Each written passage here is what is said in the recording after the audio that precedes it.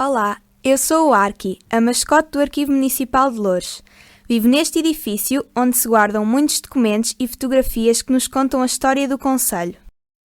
E eu sou o Capas, também vivo no arquivo e sou amigo do Arqui. Hoje, através da documentação aqui existente, vimos falar-vos de um acontecimento muito importante que mudou o nosso país, a implantação da República. Sabes, Capas, há muito tempo, Portugal era governado por reis e aí se chamava-se monarquia. Tens razão, Arqui, e em 1876 é criado o Partido Republicano que defendia a República, ou seja, o país devia ser governado por um presidente eleito pelos portugueses e não um rei que tivesse um cargo que fosse para sempre hereditário. Nesta altura, o país vivia uma grave situação económica e as condições de vida eram também muito difíceis, sobretudo do operariado e da classe média. Aqui no concelho de Loures, as principais indústrias no início do século XX eram a fábrica de papel da Abelheira, em São Julião do Tejal, e a fábrica de Loiça em Sacavém. Pois é, Arqui, mas o que veio dar mais força ao Partido Republicano foi o que aconteceu a seguir. Sabias que Portugal tinha colónias em África e com o desenvolvimento industrial, os países europeus começaram a precisar de matérias-primas existentes em África? Também houve uma conferência em Berlim, em 1885, onde ficaram estabelecidas as regras da expansão europeia em África. A proposta de Portugal nessa conferência ficou conhecida como o Mapa Cor-de-Rosa, que pretendia unir as fronteiras de Angola a Moçambique, mas entrou em choque com os interesses britânicos que queriam ficar com o poder sobre os territórios que ligavam o Cairo à África do Sul. E em 1890, o governo inglês fez um ultimato: ou Portugal abandonava os seus objetivos em África, ou a Inglaterra declarava guerra ao nosso país. Depois do ultimato, o rei Dom Carlos retirou as tropas do território entre Angola e Moçambique.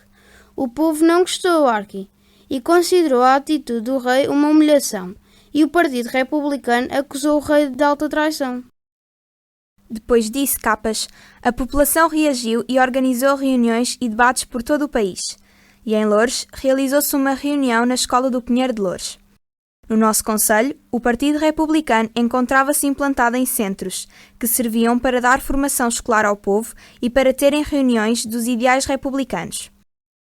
Para conseguir controlar os acontecimentos, João Franco, presidente do Conselho de Ministros de 1906 a 1908, com o apoio do rei Dom Carlos, iniciou um período de ditadura. Por todo o país, monárquicos e republicanos protestaram contra as medidas repressivas de João Franco. Com o descontentamento do povo, a 1 de fevereiro de 1908, dá-se uma tragédia. No Terreiro do Paço, em Lisboa, o rei Dom Carlos e o seu filho Dom Luís Filipe são assassinados, o que provoca uma onda de mal-estar em todo o país, o que fez acalmar um pouco a contestação popular. Sabias que a Comissão Administrativa do município de Loures enviou uma carta de condolências à Rainha Dona Amélia pela morte do rei e do seu filho? Essa carta está cá no nosso arquivo.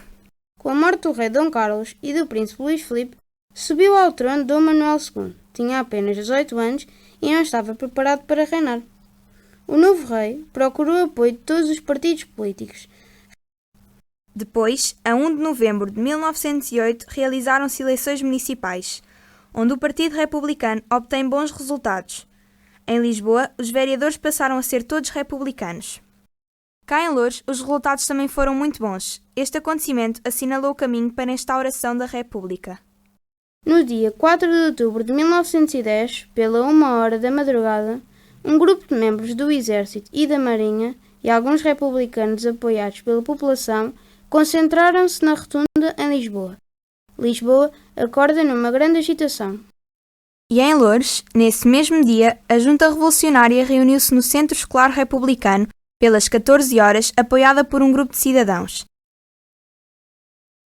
Com o apoio da população, os 8 homens dirigem-se aos passos do concelho e ocupam o edifício.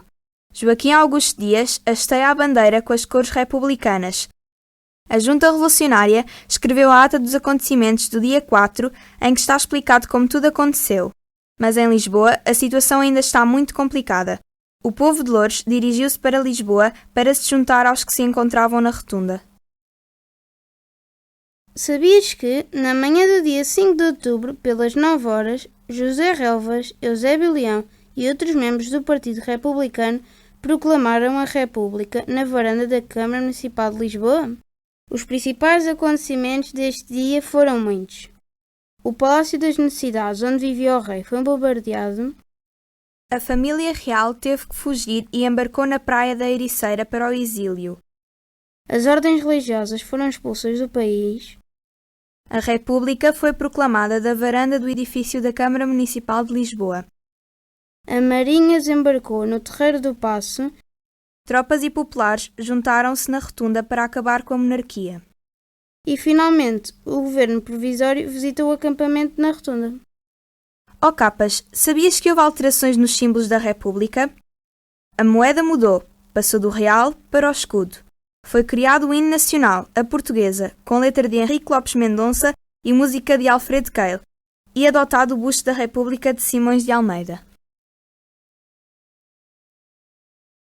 Mas também foi constituído o governo provisório, presidido pelo Dr. Teófilo Braga, enquanto estava a ser preparada a nova Constituição e a eleição do primeiro Presidente da República, que foi o Dr. Manuel da Arriaga.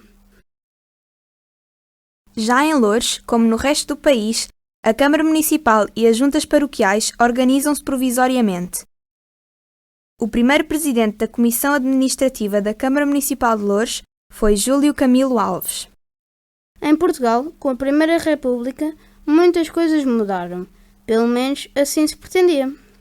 As medidas tomadas foram Lei da Separação da Religião e do Estado, Expulsão das ordens religiosas, Proibição do ensino religioso nas escolas, Registro Civil Obrigatório, Legalização do divórcio, Escolaridade obrigatória entre os 7 e os 10 anos, Fundação das Universidades de Lisboa e Porto, Direito à greve, limitação do horário de trabalho semanal de 48 horas. e a proteção na doença e na velhice. E em Loures, o que mudou? Em 1911 começaram os preparativos para a construção do novo edifício da Câmara Municipal. E finalmente alteraram o brasão, que até aí ainda se utilizava o brasão do extinto Conselho dos Olivais. E assim aconteceu a implantação da República em Portugal, Arqui.